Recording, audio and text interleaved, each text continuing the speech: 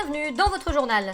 À la une des derniers jours, le futur candidat à l'élection présidentielle Bernard Cazeneuve a écrit une lettre aux Français dans laquelle il dévoile son programme politique.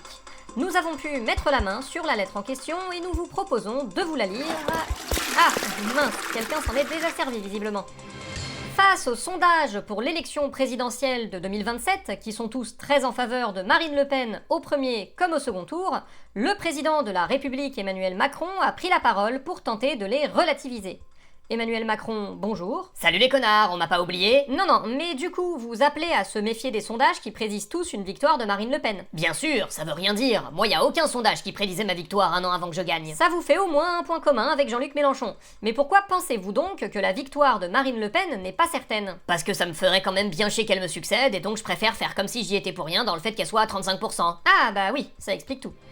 En parlant de Marine Le Pen, cette dernière a d'ailleurs reçu le soutien de l'homme le plus riche du monde, Elon Musk. Vive Marine! Marine, c'est le dernier espoir de la France. Je soutiens personnellement Marine Le Pen. Oui, merci, mais ne dis pas trop fort, s'il te plaît. Je soutiens Marine Le Pen. Il faut que ce soit Marine Le Pen qui soit élue présidente de la République. C'est Elon Musk qui vous le dit. Oui, c'est super, j'aime tous, mais par pitié, dis-le moins fort. Je le dis haut et fort, moi, Elon Musk, l'homme le plus riche du monde, je suis un fervent et inconditionnel soutien de Marine Le Pen, la candidate Marine Le Pen. Je dis bien que je suis Elon Musk, et je soutiens Marine Le Pen. Mais ta gueule, on pourrait t'entendre. Bah quoi, c'est un problème que je te soutienne? Non, je veux bien de ton fric et de tes algorithmes, mais discrètement, les Français t'aiment pas trop. Les députés votent ce lundi pour réautoriser ou non plusieurs pesticides dangereux dans ce qui est décrit par l'opposition de gauche mais aussi par des membres du gouvernement comme une loi du plomb 2.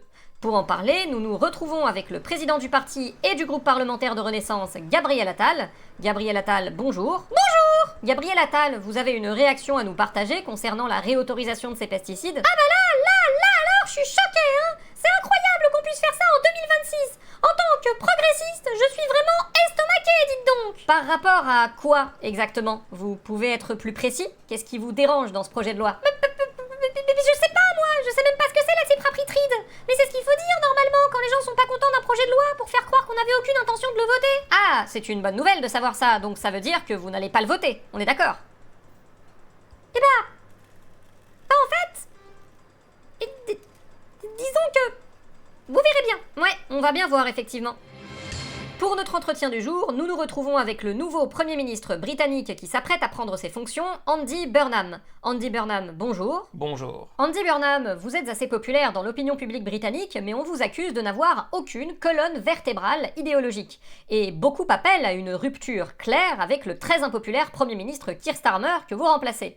Que répondez-vous à cela? Eh bien, que j'ai bel et bien une colonne vertébrale politique et idéologique. Une colonne vertébrale idéologico-politique modérée et discrète. Je promets de même un progrès modéré lors de mon mandat. Et qu'est-ce qu'on doit comprendre par là? Vous comptez faire des choses en matière de démocratisation ou encore d'investissement public, par exemple? Tout à fait. Je promets de mettre en œuvre une démocratie limitée et de réaliser des investissements raisonnables. Un programme ambitieux et concernant les classes populaires? Je suis un travailliste. Vous vous doutez bien que vis-à-vis des classes populaires, j'apporterai un soutien relatif. Et n'y a-t-il pas un risque de renoncement face à une feuille de route aussi fébrile, sans vouloir vous manquer de respect? Je vous ferai remarquer qu'il ne peut pas y avoir de renoncement si rien n'a été promis. C'est bien vrai. Nous vous souhaitons une fin de journée. À bientôt!